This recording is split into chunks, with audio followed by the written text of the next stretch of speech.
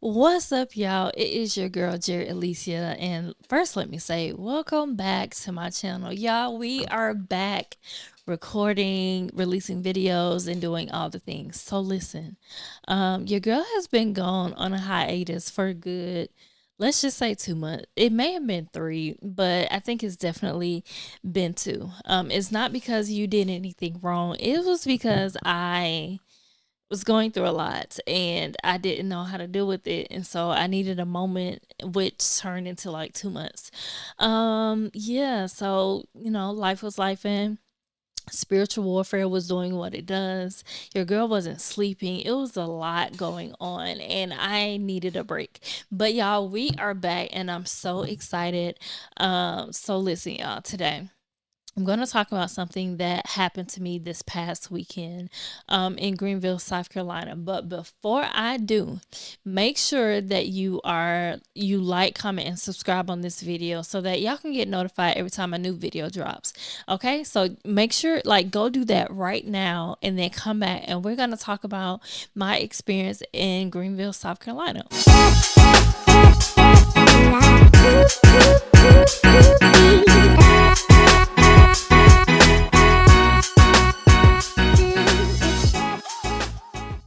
So y'all listen, y'all know I always say that God will create whole situations to come see about his daughters. I've been saying that for years because I've been experiencing it for years. But y'all, this past weekend, I experienced that on a whole new level, something that I haven't really experienced in a very long time. So I was at the Healing Chamber to work. I got contracted to film the event. It was a 3-day event, 2 days of conference, and then one day was a baptism. So I got hired by prophetess Diane Mahone to come out there and film the event. I was focused. I was capturing all the things. I was doing my job. I was minding my business and doing my job. Yeah, I was not really expecting to really have a moment for me.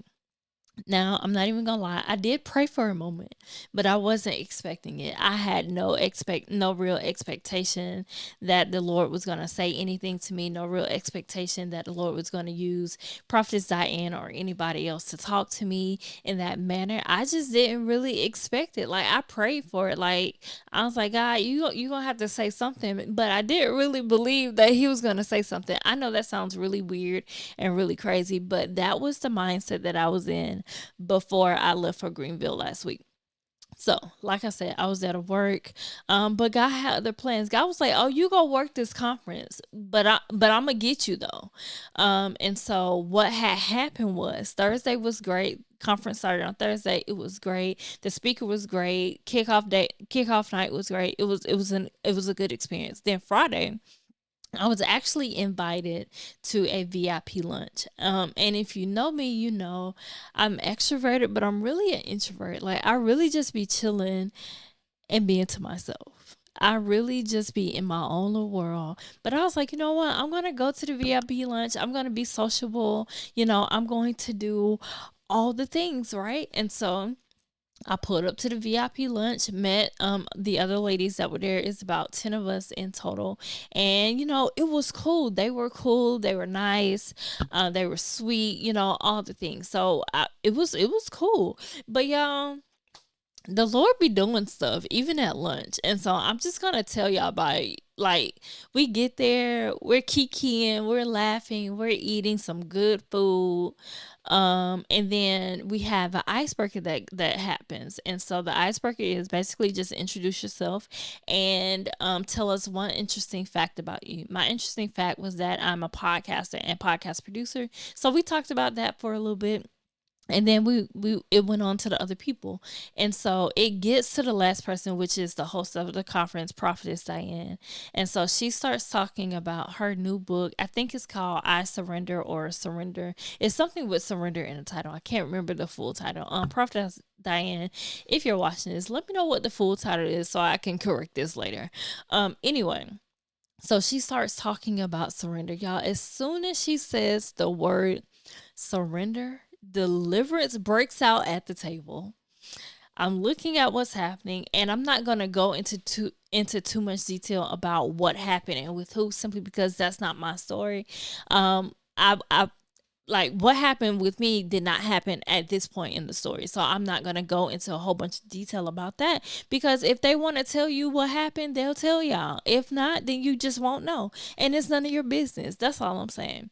But anyway, deliverance breaks out at the table when she starts talking about surrender. And I'm looking at this and I'm like, nah, this ain't what I think it is. And the reason I said that is because a few minutes before I arrived to the restaurant, I had called Prophetess Diane because I needed the address. And she was like, yeah, it's not gonna be so deep. It's not gonna be deep. It's just gonna be us getting to know each other and chilling. So it ain't gonna be no prayer, no speaking in tongues, none of that. Prophetess Diane, if you are watching this, please don't ever say that to nobody ever again. Don't tell the people that it's not gonna happen, because I just got a feeling that when you're around, stuff just be popping out. So don't tell nobody else that no more. Okay. So anyway, back to the story. Yeah, e- everything was cool 1 minute, and then the next minute the Lord was like, okay, y'all got to know each other a little bit, now deliverance. That's literally how I felt it went. We were just sitting there chilling, and then deliverance breaks out. I'm still sitting in my seat at this point, interceding for the young lady that is receiving deliverance and prayer and all the things, and it's going great. And so after a time, I don't know how long or how short it was, I wasn't really watching the clock, but after a time, I feel like things are settling down. I feel the spirit settling down a little bit. Well, the spirit was settling down, but not because we were about to leave, but because something else was about to pop off. And it was about to get real, real in these people' private room at this restaurant. And so it's kind of quiet. Worship music is playing on somebody's phone. It's chill. I feel like, okay, Holy Spirit, you're here. You're soothing us. It is what it is, or so I thought. Next thing I know, the young lady that is sitting right next to me turns to me and looks at me, and I look at her, and she looks at me, and I look at her, and I say, "What's up? You good? Like what's happening? What's going on?" She looks at me. She goes, "I gotta ask you a question." And I'm like, "Oh Lord, here we go with the questions." I know how this goes because I'm usually the one that's asking the question right before something really deep happens. So I understand what is about to happen to an extent. And so I'm like, "Okay, ask your question." She hesitates. I'm like, "Hey, hey, hey, don't hesitate. Here's the thing. If the Lord tells you to ask me something or tell me something, just do it. Because what you're not going to do is have me in trouble with the Lord because you don't want to tell me. I ain't got nothing to do with that. We not doing all of that. Just tell me what the Lord is saying." And so she asked me a question. She says, "What are you afraid of?" And then that's when I get really perplexed. I'm like, I don't know how to answer that question. And so then she says, "Okay, well, what happened to you when you were 5?" And I'm like, "Girl, I really don't know how to answer that question because I don't remember what happened at 5." She was like, "Are you blocking it out?" And I'm like, "I don't think so. I just don't know what happened to me at 5."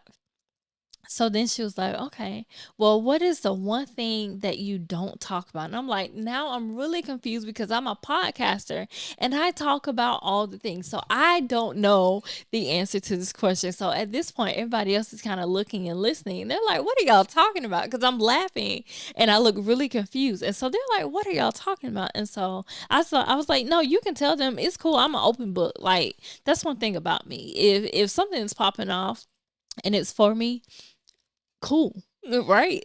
That's just how I am. And so I'm like, "No, you can tell them what you asked me or what the Lord said or whatever the case is." And so while she's relaying what's happening to them, in my head I'm like, "Okay, Lord, what are you trying to say? What are you trying to get me to realize? What are you trying to show me? Like, what are you doing in this moment?" Because I have no idea. So about 2 or 3 minutes later, literally, I hear the Holy Spirit saying, "You're afraid of being misunderstood." Now, wait a minute, God. What do you mean? And so I tell the young lady, I'm like, "Oh, I got it."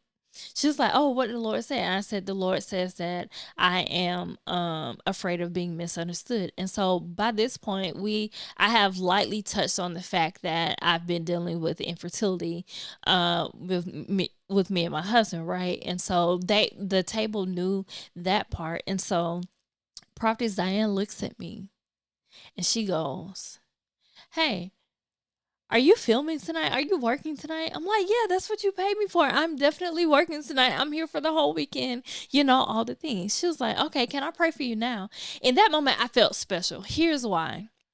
I felt special and I felt seen by the Lord just in that interaction alone before anything pops off with me. I felt really seen by the Lord because a lot of times what happens is in my experience, when I'm doing media for an event or photography or whatever the case is, if I'm in a support position, people in support positions don't always get prayed for at these things. They don't always get seen at these things. So I really felt like the Lord was like, "Nah, I see you and I'm coming for you."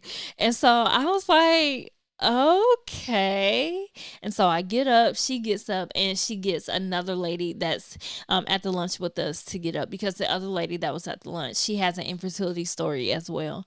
And so she comes over, she prays for me. She says some things for me. The first words out of her mouth, I'm not going to release it on here, but the first words she says something, and then I look, and then I stop hugging her, and I just go back, and she looks at me kind of weird. She's like, "Has anybody ever told you that before?" I'm like, "Yes."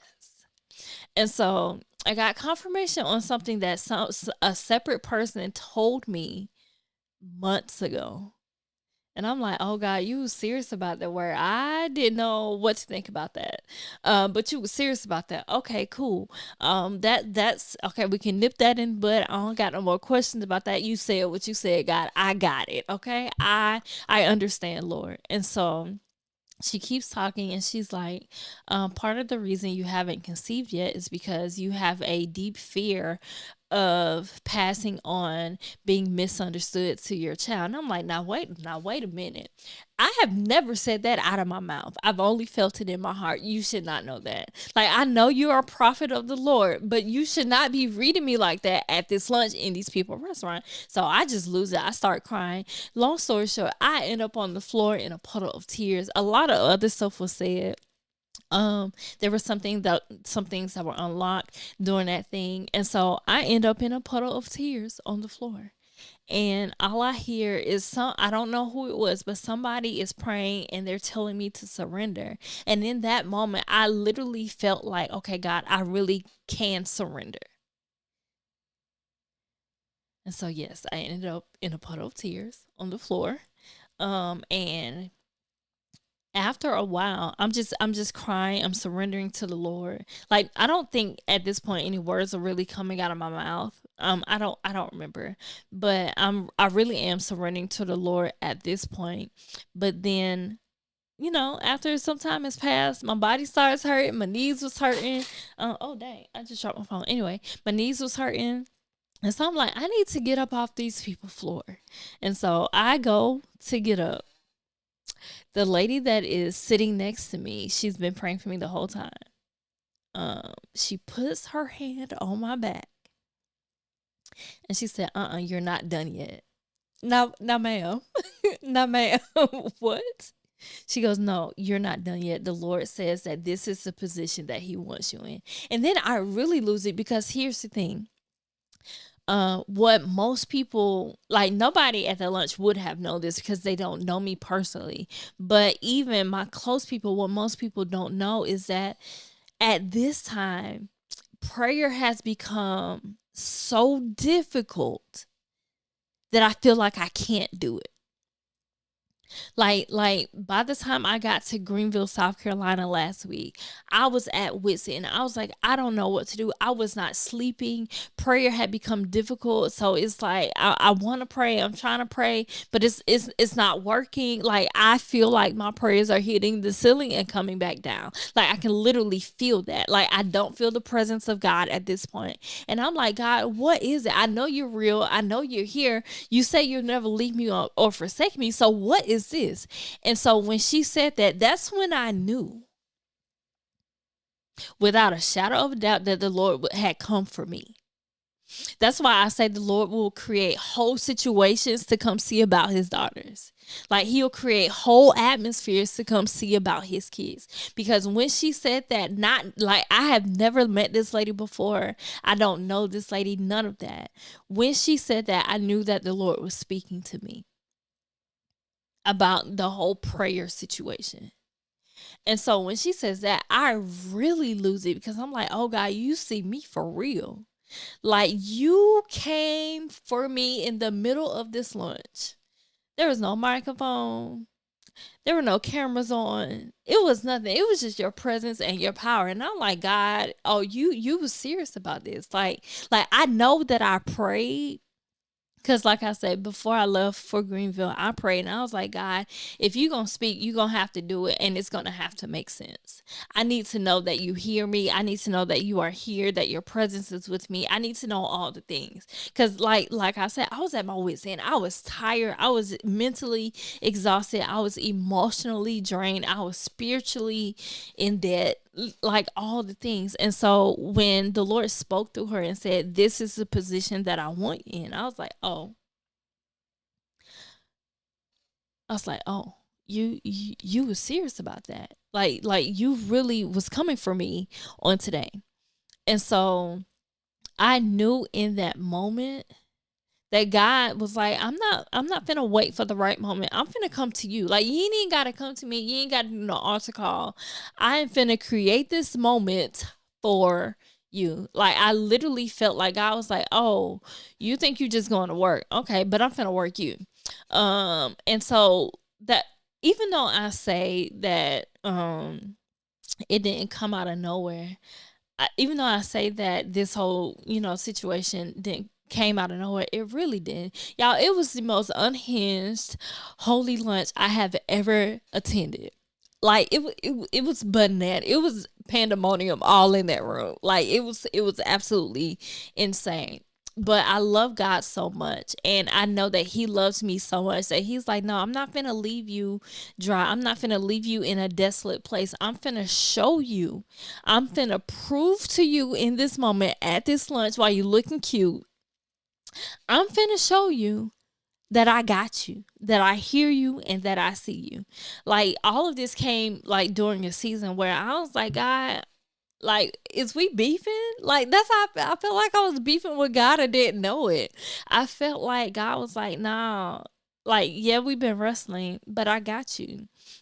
I was carrying a lot, y'all. And I didn't even realize how much I was carrying, like, until this whole, deliverance situation at lunch. Like, it was some stuff that I didn't even know that I was, like, internally and subconsciously thinking about. But y'all, if I'm being honest, like if I can think back to before Greenville, if I'm being honest, I felt ignored, forgotten, and overlooked by God. Y'all, I had so many questions that I was like, I guess God not gonna answer. Like I guess it is what it is. Like I was still showing up, I was still, doing all the things, I was still working and all the things, but inside I was wondering like, God, are you even here? Like, are you here? Do you see me, God? Like those are my questions for the Lord. Like in my heart, I was like, God, do you even see what I'm going through? Like, God, I can't sleep. And that's dangerous for me physically because I drive for Uber and Lyft. I need to sleep so these people can get to their destination safely. And so I was feeling all of these things like, God, are you here? Are you listening? Do you see what I'm going through? Do you care about what I'm going through? But y'all, I didn't say any of this stuff out loud. That's the thing. I never said any of this out loud. But God still was like, I see, I heard it. I got you. He saw everything that I was carrying, everything that I was holding on the inside, and he came for me at that lunch. Like the Lord really, he was like, when I say the Lord is a tattletale, I really mean that wholeheartedly. Like our God is a tattletale because none of what I experienced at that lunch was public knowledge. Not even my best friends really knew. Like Takesha knew that I hadn't really been sleeping, and Tiffany knew something was going on, but I didn't expound really on any of it. Even Coach knew some, like I wasn't sleeping, but that was the extent of what people knew. And so to get into Greenville, and the Lord is reading me for Phil through His prophets, I'm like, oh God, you are serious about me. Like, you not playing about me in this season. And I think that um God's response to me, because that's really what it was. It wasn't like no deep revelation. It was just God responding to me, to the prayers, to the tears, to the questions. God was like, I'm going to respond to you. If you just give me a minute, I got you. And so He divinely interrupted all of my stuff and was like, I'm listening. I got you. I've been listening this whole entire time. You have not been alone. Your prayers have not just been hitting the ceiling and I not recognize what you're saying. I have been there. And I think that's one of the most beautiful things about my experience in Greenville at that lunch was like, God was like, no, I see you. And the result of that was I wasn't confused about what was being said. Because, sometimes when we be in these conferences and people be praying for us, we be scratching our head like, God, did you really mean that? Like, was you for real about that? I didn't have that question this time. There was no doubt in my mind that God was for real about what He said. There was no doubt in my mind that God is like, no, I came for you. Like, the deliverance started on the other side of the table, but I came for you. I came to answer you. I came to respond to you. I came to see you. And that's when I realized sometimes God waits until we are in unfamiliar territory around unfamiliar people to show up and speak and let us know that He is there. Sometimes He has to take us out of our comfort zone so we know that it's Him. I know that was me, because I be having questions like, God, do they know who I am? Are they on my social media? Who are they? Are they you? So I be having questions, and so God was like, He ain't finna have no questions this time. I'm not about to allow you to have any questions this time. And so that's what He did for me. He used a space where I didn't really know anybody to speak clearly to me.